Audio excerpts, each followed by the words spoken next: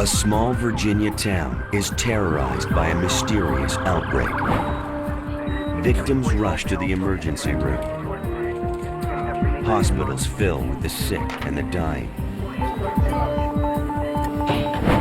As doctors battle an invisible killer, scientists hunt for clues. Unless they can pinpoint the source of a deadly infection, many more people will die.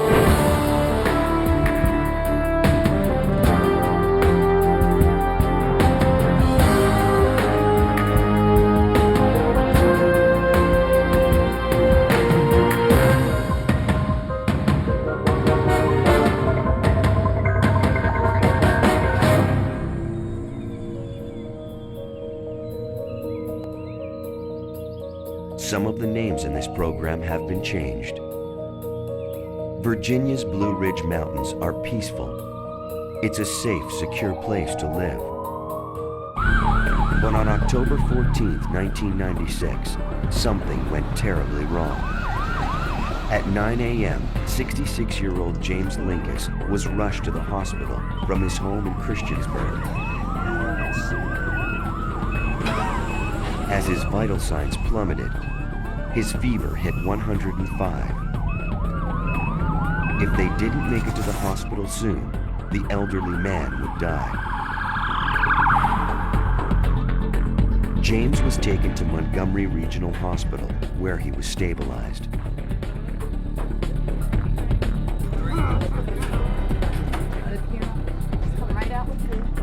Just breathe nice and easy with your mouth open. Dr. David Lander assessed his condition in the ER. James was a smoker. Lander knew this would make him more vulnerable to respiratory infections. Well, he came in with a fairly typical picture of pneumonia. He had fever and cough. He was feeling weak. He also had some nausea, which sometimes happens, and his oxygen level had dropped somewhat in his blood. Chest x-rays confirmed the diagnosis.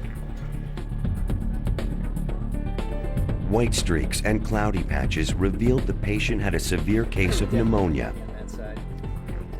A large amount of fluid had built up in his lungs, making breathing difficult and painful. But x-rays alone could not show the truth. A vicious killer had already invaded the body of James Linkous. Dr. John White was on rounds when he received a page from the ER. As a pulmonologist, White specializes in respiratory disorders. He was about to take on the most complex case of his career. Hello? Hi, John. Dave Lander here. Yeah, I have a 66-year-old fella here. He's got pneumonia. His oxygen was 87. He's got a positive chest X-ray. Okay, that sounds pretty bad. I'll be right down. Christy, we got a bad To an pneumonia experienced downstairs. physician like Dr. White, the symptoms set off alarm bells. Pneumonia can range in severity to mild cough without even any fever, some mild shortness of breath and such, but can also kill you. It can be very severe. It can progress and involve multiple lobes of the lung until it involves an entire lung or even both lungs, and it can kill you by asphyxiation. Pneumonia is not a disease. It is a physical reaction to a larger problem. A patient can develop pneumonia from an infection, an allergic reaction, or even from exposure to toxic substances. At this point, there was no way of knowing what had caused James' pneumonia without performing a battery of tests. Just a little Linkous, this is the breathing medicine the doctor ordered for you. I want you to try to take slow, deep breaths on this. This goes right into the lungs. As they waited for results, a steroid treatment helped James breathe. It reduced the swelling and opened the bronchial tubes in his lungs. He was also put on antibiotics to fight any possible infection. His doctors weren't taking any chances. Pneumonia kills over 60,000 people every year in the United States. The elderly, with their weaker immune systems, are its most common victims. I take pneumonia very seriously. Even the milder cases I've seen turn bad with appropriate treatment and turn bad in a hurry. James Linkous was a bad case turned worse. Even with treatment, his condition spiraled downward. Oxygen levels did not increase. He was still struggling to breathe. He was transferred to intensive care for closer monitoring.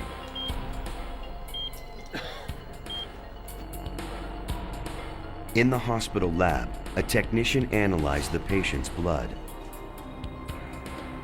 A CBC, or complete blood count, would help rule out an allergic reaction, toxic exposure, or a viral infection as the cause of the pneumonia. Extremely high levels of white blood cells confirmed it. James Linkous had a bacterial infection, but the kind of infection would remain a mystery, with potentially deadly consequences. 2 hours later, a second patient arrived at the ER. Mary Reynolds could barely breathe. She had collapsed with dizzy spells and nausea. A few days ago, she thought she was coming down with the flu. Now, she was too weak to even stand. The symptoms were unmistakable. She had pneumonia. Later the same morning, Dr. Lander called me again with another pneumonia case with a little note of resignation in his voice, like this is going to be one of those days. Because Reynolds was so weak, Dr. White ordered a portable chest X-ray. Mary Reynolds presented with a several-day history of shortness of breath, fever, cough. She had some nausea too. She was quite ill when she came in. Taking a big, deep breath and hold it. When the patient's daughter, Vicky Sharetta, arrived at the hospital, her mother was already in intensive care. My father called me and said she had gotten worse. She was delirious and in pain of some kind. Very, very uncomfortable. Vicky was terrified. Her mother had always been a healthy and active senior. Now she could barely move. When we would try to have a conversation, she'd start out with a normal tone of voice, and then it would end up in a whisper and became very labored. Dr. White was worried. The X-rays confirmed Mary Reynolds' diagnosis. Glad to meet you. Nice to meet you. How are you, Miss Reynolds? Like James Linkous, Mary's body was fighting off an unknown infection. It was a fight they were both losing.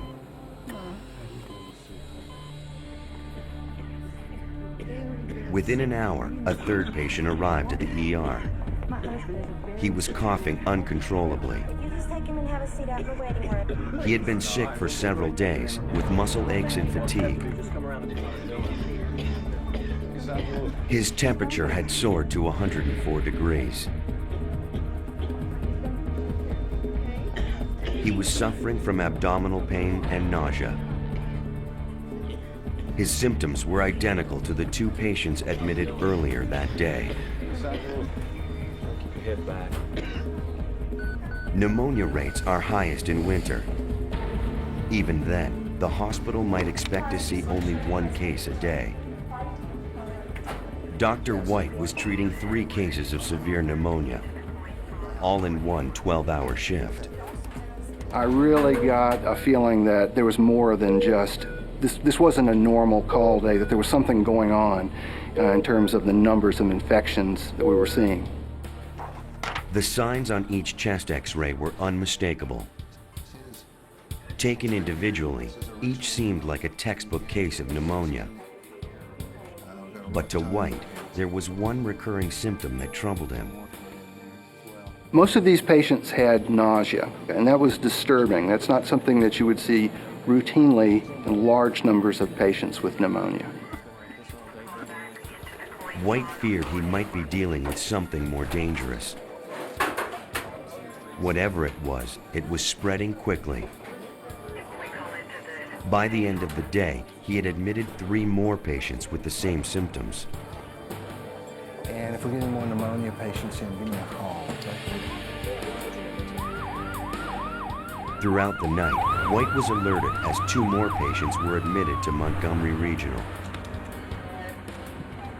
The hospital had never seen this many pneumonia patients in one 24-hour period.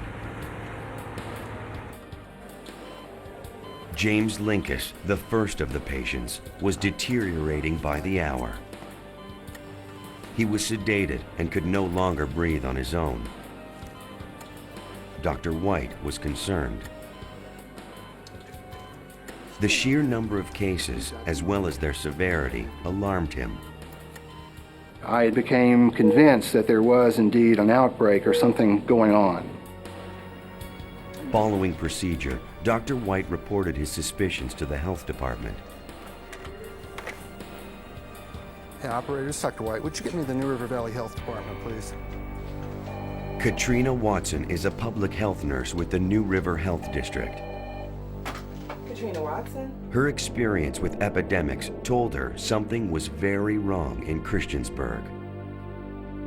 Anytime there is an increased number of cases with respiratory illness, pneumonia, and no one knows what's causing that, and you have several cases, there's a possibility for community panic. There are families presenting in the emergency department. You don't know whether it will affect just children, whether it will affect adults. The last thing that you want is community panic.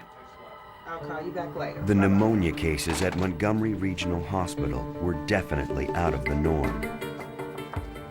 She alerted Dr. Jody Hershey, director of the New River Valley Health District. His job is to track infectious diseases: measles, meningitis, influenza, AIDS, anything that spreads and spreads quickly. At Montgomery Regional, go on and get some line list whether there's any other. They were looking at the first troubling signs of an outbreak. This was the middle of October. It was not flu season. It was not what I would have expected to have been occurring at that time. So we got on the phones and we called other hospitals, we checked local doctors' offices, we checked regionally, and we found that in fact there weren't any other hospitals, doctors' offices that were seeing an unusually large number of pneumonias or upper respiratory tract infections. The cases pointed to one source, a single point of infection. But as Dr. Hershey knew, a group of cases at one hospital could easily grow into the hundreds, unless they could stop the source. Hershey teamed up with Dr. White to scour every detail of the case files. The number of cases, the age of the patients, and even the unusual nausea, symptoms become clues when you're tracking an outbreak. Increasing shortness of breath. For Hershey and White, those clues would lead to a shocking conclusion. Everything pointed to a single killer: Legionella pneumophila. They thought they were dealing with Legionnaire's disease. I was very concerned. I was really alarmed. If this in fact was Legionnaire's, Legionnaire's can make a lot of people sick very, very quickly, and it can be a killer. Legionnaire's disease first made headlines in 1976, when an outbreak of pneumonia struck over 200 people at a Philadelphia hotel. Within weeks, 29 people were dead. Most were members of the American Legion. They had attended a convention at the hotel. After months of investigation, colonies of bacteria were found living inside an air conditioning system. The germ had been dispersed into the air and inhaled by hundreds of guests. Although the Legionnaire bacteria occur in nature, this was the first time humans had been infected. A deadly new disease was born. Mr. Lincas, I'm going to take a Now, 20 years later, people were falling ill in Christiansburg, Virginia. Doctors and health officials feared the worst. A biological predator was on the loose.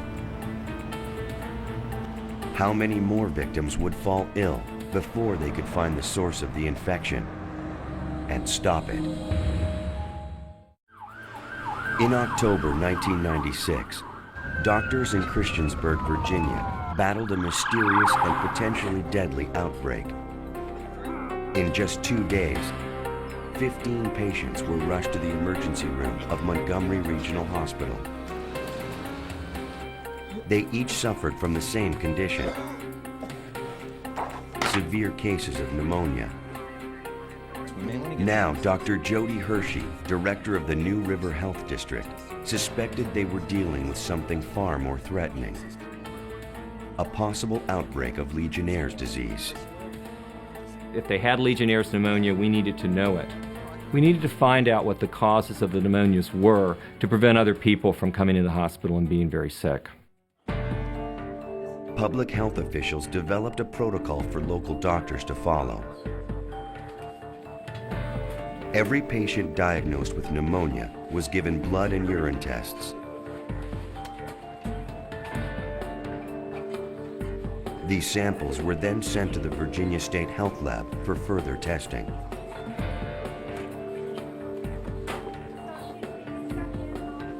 Mary Reynolds, one of the first patients to show symptoms, remained in very serious condition.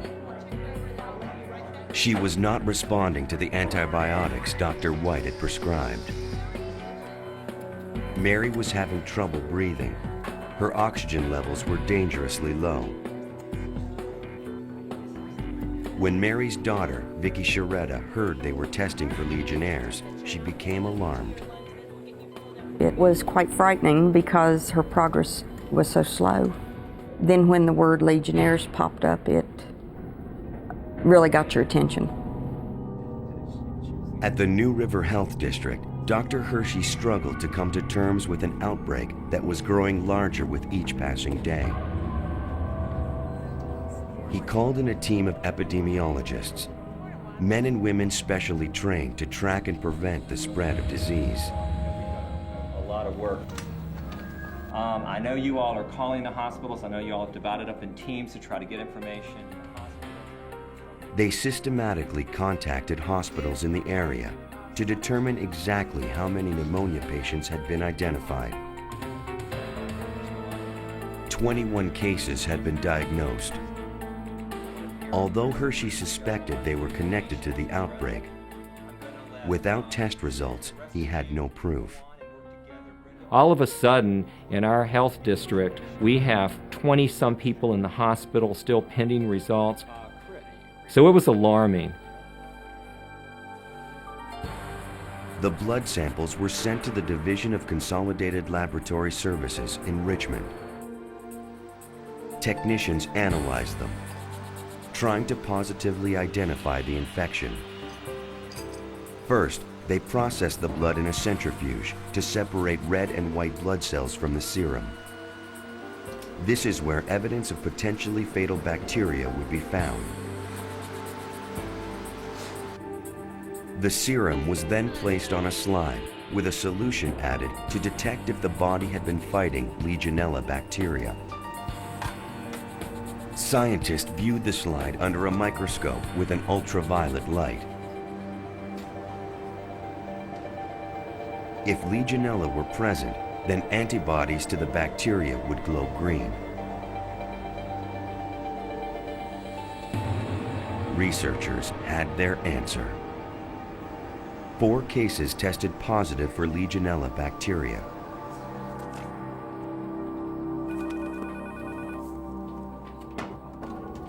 Hello, this is Dr. Hershey. Dr. Hershey's theory was confirmed.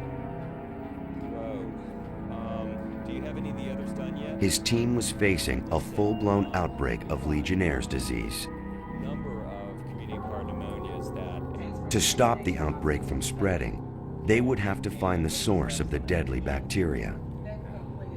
Hershey reviewed each patient's medical history. searching for patterns. But we need them, it's important. Although all of the patients lived and worked in the Christiansburg area, they had little else in common. If they hoped to find the source, Katrina Watson knew they needed more. It was very important to talk to patients because we wanted to find out if they shared any common experiences, because we wanted to make sure people did not continue to get ill. Teams of medical investigators were dispatched to area hospitals to interview patients. Hershey emphasized the need for highly detailed information. He reminded them that time was not on their side. The news of these confirmed Legionnaire's pneumonias really ramped up the investigation. We knew we were dealing with a potential killer. We knew we were dealing with a disease that could make a lot of people sick, and we knew that we very quickly had to find the source. With a deadly outbreak threatening the region, Dr. Hershey went public with his findings. People needed to recognize the early symptoms of Legionnaire's and to understand its treatment. We don't know what the source is. We are presently doing an investigation to try to identify the source.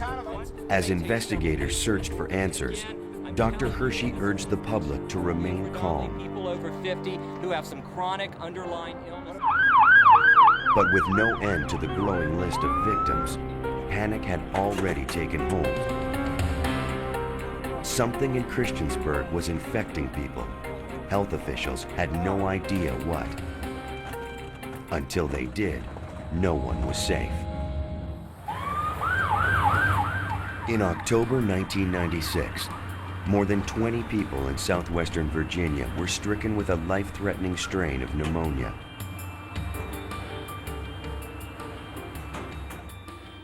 When blood tests confirmed 4 cases of Legionnaire's disease, District Health Director Dr. Jody Hershey warned the public. The story was breaking news on every station. 4 area hospitals were now treating patients, several in critical condition. Family and friends had no idea whether they would be the next victims. People were afraid to go out. They were scared. They were afraid to go shopping. They were afraid to go to football games. They were afraid to go to church. Co-workers of sick patients were especially alarmed. Local businesses asked Dr. Hershey to address employees' concerns. There was tremendous public concern. You know, people wanted to know, how was this thing transmitted? Could I get sick? Could my children get sick? Hoping to calm their fears, Hershey explained that Legionnaire's disease is not contagious and rarely strikes children. People over age 50 with compromised immune systems are most at risk. Only those individuals who'd come in contact with the source of the disease could become infected. Doctors at area hospitals monitored their patients closely, administering antibiotics to fight off any sign of infection. For those who responded to treatment, recovery time averaged 2 weeks. But for the elderly, fighting the infection was a slow and painful process. Mary Reynolds was one of the first patients to become ill. She had received supplemental oxygen and aggressive antibiotic therapy. Still, her condition continued to worsen. Mary's daughter, Vicky Sharetta, could only wait while her mother fought for her life. There was a point where we did not see any improvement in her health. Maybe on some particular days even worse than the day before. And I got scared. Each new patient in the region was tested for Legionnaire's. The state lab was overwhelmed as they tried to process all the samples. Within days, the outbreak threatened to become a public health nightmare. and still they had no answers about the source. It was necessary to continue to monitor the numbers of people coming to the hospital, confirm that they did or did not have Legionnaire's pneumonia, and then look to see if we could find an environmental source causing it. Finding the source was the only way to stop the outbreak. Based on a handful of clues, Dr. Hershey suspected it was located somewhere in or around Christiansburg. He just had to find where. Submitted on the 14th. Okay, Chris, which hospital? I've contacted Legionella bacteria live in or near water. Scientists have found it in fountains and along riverbanks. Normally, small pockets of bacteria are not enough to cause infection. But in warm, moist conditions, the bacteria multiply. If large numbers of the bacteria become aerosolized, it can become infectious and deadly. There was no alternative. Hershey's team would have to identify and test every source of aerosolized water in the region. It was a huge undertaking. Hershey called in an environmental specialist, Vic Markison. Markison is an expert at investigating potential environmental factors that threaten public health. In the very beginning, we didn't know where to look, and that's why we looked everywhere, anywhere and everywhere that aerosolized water could have come from. The 1976 outbreak occurred because of a faulty air conditioner. Markison began by inspecting all the coolant systems in the area. The bacteria can reproduce quickly in a coolant system that is not properly maintained. We were looking for water that contained the Legionella bacteria. As that water became aerosolized, people would inhale it, and that's how they contracted the disease. Anything that produced water under pressure was suspect. Markison took samples of the moisture found in and around vents of the large coolant structure.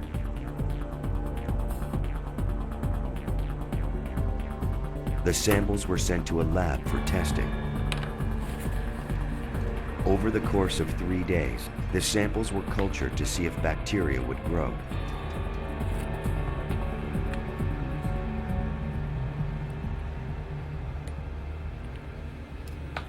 The results were disappointing. All of the cultures were free of Legionella. Still, Dr. Hershey was certain the source was in Christiansburg. As an experienced disease detective, he moved the focus of his investigation away from the laboratory and back to the patients. We were looking specifically to identify any common threads, any linkages between these patients. Did they have a common exposure? We were looking for a common environmental source. And if we could identify that common environmental source, then we could go in and hopefully find a pinpoint location within that source and then stop it, prevent further transmission of the infection. Dr. Hershey brought in health officials from all over the state to administer a detailed questionnaire. They needed to know where the victims lived, where they worked and shopped, and how they spent their free time. We had to know what was going on, where those patients had been in the 2 weeks prior to getting sick. And even though it was challenging because those people were very, very ill, we knew we had to ask the questions. We had to ask the right questions so that we could get to the bottom of what was going on. The interviews were a slow and painstaking process, especially in the wake of a widening crisis. But team members like epidemiologist Betty Rouse refused to give up. When we don't know the source of something that is life-threatening, potentially to a large number of people, it is a cause for emergency. It's a cause for work till the work's finished, however many people it takes to get it done. After interviewing many of the patients, the list of potential sources began to narrow. Some of the links began to emerge almost immediately. Locations in Christiansburg that had been visited by either all of the individuals or most of the individuals involved included such things as a grocery store and a department store and a home center. Mary Reynolds told Dr. Hershey she had made several trips to the grocery store before she became ill. It was hard to believe that grocery shopping could cause Legionnaires. Yet something as simple as handling fresh fruit and vegetables could be the key to her illness.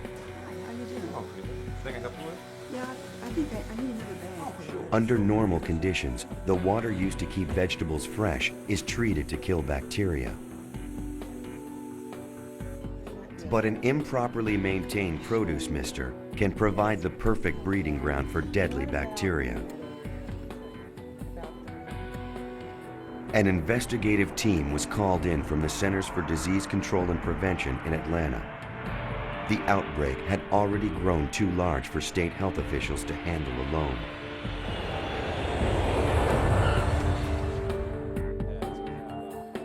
The CDC is the lead federal agency for investigating and preventing outbreaks. Their job is to track and stop deadly infectious diseases. First, they were briefed by Hershey's team of doctors, nurses, and public health officials.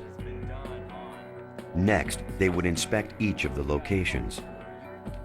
They were looking for water or for anything that could create enough water vapor to spread the disease. Of the 3 possibly contaminated locations, the grocery store seemed the most likely. Investigators went there first, looking for signs of fine water vapor, which could be inhaled and cause sickness. They were most interested in water droplets found on a produce mister and on the vegetables sitting below. Misters had tested positive for Legionella in the past. Samples would be rushed to the CDC lab in Atlanta for analysis. It would take 3 days to determine if the bacteria in question were present. Dr. Hershey moved on to a department store, the next location on their list. He told stunned employees he needed to take water samples from their bathrooms, their water fountains, and from the central air conditioning unit. We've been talking with Dr. Jody Hershey from the New River Health District, and we've been talking about Legionnaire's disease. As the hunt for the bacteria continued, the public demanded information. All right, we do have some phone calls on the air. We'll go ahead. Good morning, you're on the air. Yes, my boyfriend has a really bad cough, and I was wondering, is that a sign of the Legionnaire's disease? Everyone who had a cough or a cold was terrified they had Legionnaires. Hershey did his best to maintain calm and explain the facts about the disease. The common symptoms, as we were talking earlier. Despite his efforts, fear swept through the community.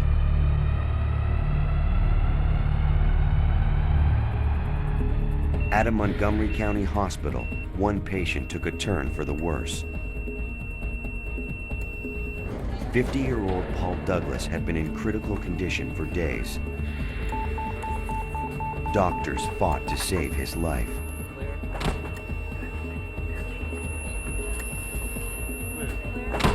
But on Sunday, October 27, 1996, Virginia's Legionella outbreak claimed its first fatality. Unless investigators found the source, it would not be the last. Good morning, I'm Christine McKinnon with WFNR Continuing News. Health officials have confirmed a patient diagnosed with Legionnaire's disease who was in critical condition has died. A deadly outbreak of Legionnaire's disease terrified a small Virginia community in 1996.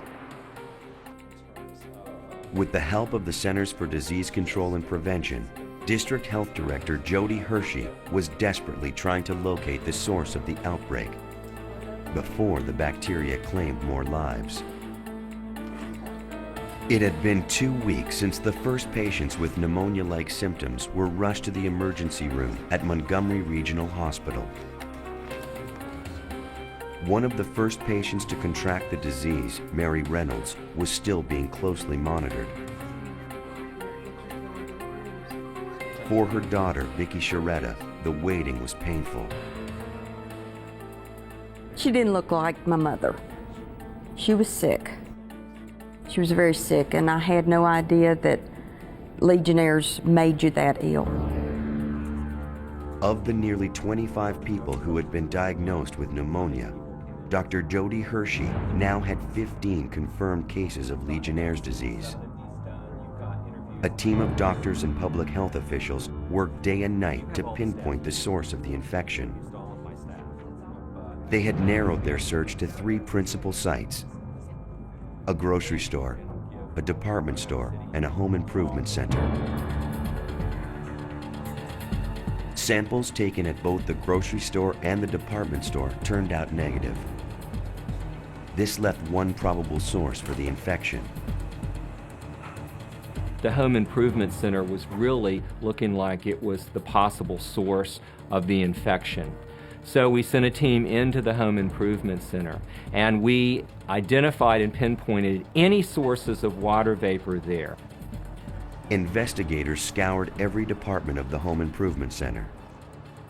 In the garden area, they tested hoses, a sprinkler system, and a decorative fountain. The Home Improvement Center also had a hot tub on display, another potential source.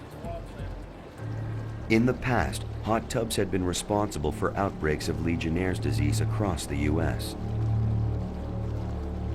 Bacteria are usually found in the filter. Environmental specialist Vic Markison examined the hot tub.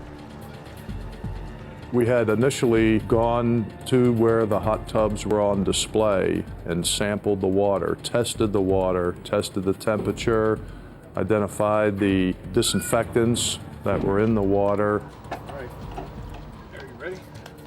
The closer investigators looked, the more they were convinced the hot tub was at the center of the outbreak. None of the store employees had gotten sick, but most of them were young, with immune systems strong enough to fight off the toxic bacteria. Older customers weren't as lucky. To prevent more people from becoming infected, the hot tub was covered until the water could be analyzed.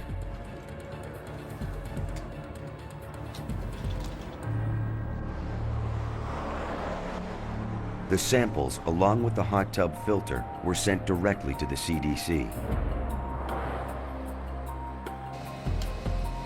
None of the samples taken from the garden center or other parts of the store tested positive for Legionella.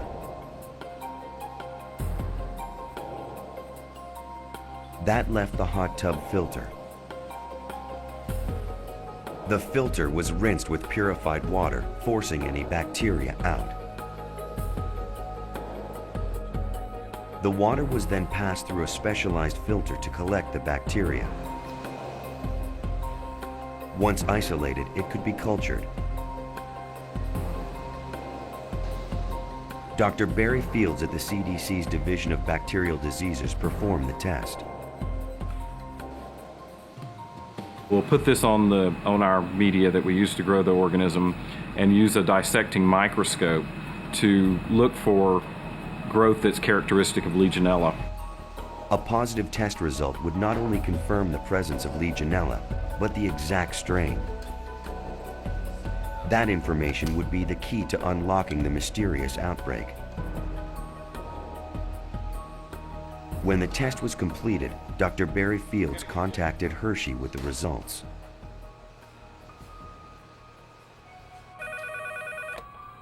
Hello, Dr. Hershey. He was stunned by their findings. Negative? No Legionella bacteria were present in the hot tub filter. All or in any of the water samples. Negative. Okay, thank you very much. With people still getting sick, it was a huge setback. State and federal health officials knew they were racing the clock and getting nowhere fast. And we were frustrated. We were disappointed. We had spent a lot of time testing. We had spent a lot of time in interviews, and it had pointed to the Home Improvement Center. Hershey and his team pressed on. Despite the negative tests, the director was still convinced the Home Improvement Center was the source. His instincts told him that if the bacteria wasn't in the hot tub, then it had to be somewhere else in the store. They just had to find it. Public health officials launched a case control study. By comparing the movements of both sick and healthy people throughout the store, they would be able to pinpoint the exact location where the victims became infected. State epidemiologist Betty Rouse located subjects for the study. What it basically involves is finding controls, that is, individuals who themselves were not ill, that matched the cases very closely by age, by sex, and by medical condition. After scouring thousands of medical records culled from local doctors' offices, epidemiologists had a list of names. Frightened by reports of the outbreak, the public was eager to help. Members of the community submitted to a long and detailed interview. Those who had shopped at the home improvement store were asked more specific questions. When and how long did they shop? What departments did they visit? Many of the healthy people told the same story. They recalled being in the store in the weeks prior to the outbreak. They hadn't been anywhere near the hot tub display. And they were in and out of the store in less than 30 minutes. But people who had contracted Legionnaires spent over an hour in the store. They had all shopped in the area near the hot tub display. The study supported the Virginia health officials' theory a hot tub was responsible for the outbreak. But scientists at the Centers for Disease Control and Prevention could find no evidence. Nothing in the Home Improvement Center tested positive for Legionella. Still, after 3 weeks of searching, investigators were convinced they were on the right track. They needed proof, and they were running out of time. In 1996, health officials in Christiansburg, Virginia, struggled to find the source of a deadly disease. The bacteria Legionella had already killed one victim and left 15 others fighting for their lives. The most likely suspect was a hot tub display in a local home improvement center. But when test results came back negative for the bacteria, even the experts were baffled. Dr. Jody Hershey and his team of investigators worked on.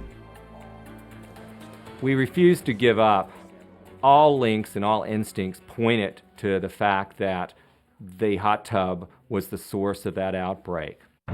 We went back in to the Home Improvement Center and furthered our investigation by talking to staff. Follow-up interviews are a key part of any investigation. Often, witnesses remember more details over time. The store manager recalled something he'd forgotten to tell investigators during his first interview. After checking his records, he remembered that there were originally 2 hot tubs on display. One had been dismantled just 3 weeks earlier and sold to an employee. Health officials rushed to the employee's home. The second hot tub could have been the source. But if the employee had cleaned the tub or discarded the filter, they might not find any sign of the bacteria. They were in luck. The owner had not washed the hot tub or set it up for use. All of the parts were there. It had been sitting for 3 weeks. If the filter had dried out, there would be little chance of finding any traces of Legionnaire's disease. Remarkably, the filter was still slightly moist. It was shipped to the CDC labs in Atlanta.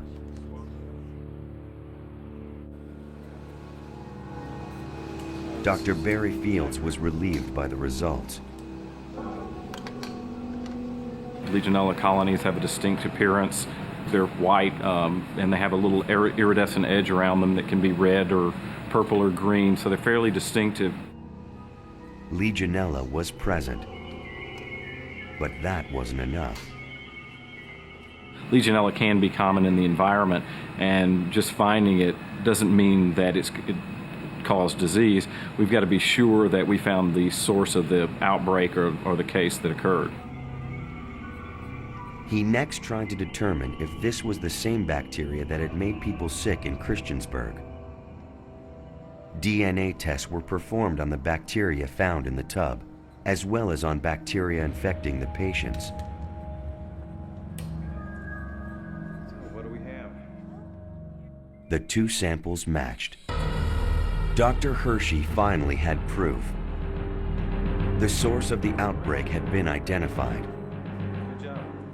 It was commendable that local, state, and federal public health officials quickly and effectively collaborated to identify the source of this mystery illness, and then got together further to avert an epidemic that could have been much worse. For Dr. John White, the end of the outbreak brought profound relief. It was one of the more challenging experiences of my career to have that number of pneumonia patients coming in that I felt responsible for by myself, to also feel like something was going on in the community, not knowing what it was, having more cases coming in. It was scary. Public health officials believe Mary Reynolds and the other victims inhaled bacteria that had been growing in the hot tub for weeks. How it got there is unclear.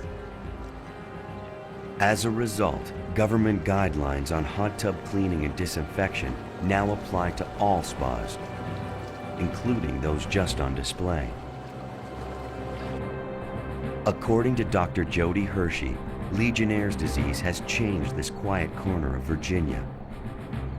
This outbreak has and continues to have a lasting effect on the New River Valley. It will never be forgotten. It was a scary process, an outbreak of a potentially infectious, unknown disease. Virginia's Legionella outbreak of 1996 was the second largest in history. In all, 23 people were stricken with Legionnaire's disease. Tragically, 2 lost their lives.